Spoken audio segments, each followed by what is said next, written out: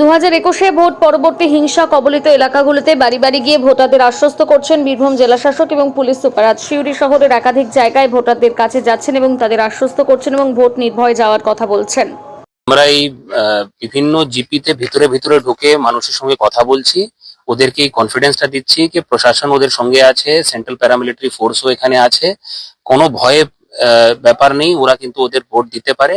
আমরা বিশেষ করে ওইসব জায়গায় যাচ্ছি যেখানে আগে কোনো রকম ভাইলেন্স বা কোনো রকম কাণ্ড হয়েছে, তাহলে মানুষ থেকে জানতে কি ওদের কোনো ভয় নেই। এখন অব্দি 4-5টা পরিবার যাদের সঙ্গে আমরা কথা বলেছি, ওখানে বয়স্ক মহিলাও ছিল, বাচ্চাও ছিল, ইয়াং ভোটারও ছিল, সবাই কিন্তু খুব উৎসাহিত যে এই 23 তারিখে ওরা ভয়মুক্ত একটা পরিবেশে ভোট দেবে।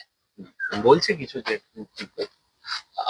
ওনারা বেসিক্যালি এটাই বলছেন কি আমরা এবার সেন্ট্রাল প্যারামিলিটারি ফোর্সের মুভমেন্টটা অনেক বেশি করে দেখতে পাচ্ছি, প্রথমবার দেখেছি ডিএমএসপিরা এসে কথা বলছে, এটা নিয়ে ওরা খুশি। যে আমাদের ভায়োলেন্স প্রোন এরিয়া ছিল, সিএপিএফ ওই সব জায়গাগুলোকে 3 থেকে 4 বার অলরেডি ভিজিট করে নিয়েছে। আজকে भी আমরা সিএপিএফ যে কোম্পানি কমান্ডার আছেন, আমাদের বাকি ফোর্সরা আসছে, ওনাদেরকে নিয়ে যেখানে যেখানে পাস্ট ইলেকশন কোনো হিস্ট্রি আছে या কোনো গন্ডগোল का হিস্ট্রি আছে, ওই সব জায়গায় আমরা ঘুরছি। ডিএম সাহেব भी আছেন, সিএপিএফ আছে, আমরা আছি, লোকজনকে আশ্বস্ত করছি কি ভোটের পরে भी আমরা থাকবো, সিএপিএফ থাকবে, তো আপনারা নির্ভয় হয়ে ভোট দেন, এটাই আমাদের প্রচেষ্টা আছে। মানুষ কি বলছে?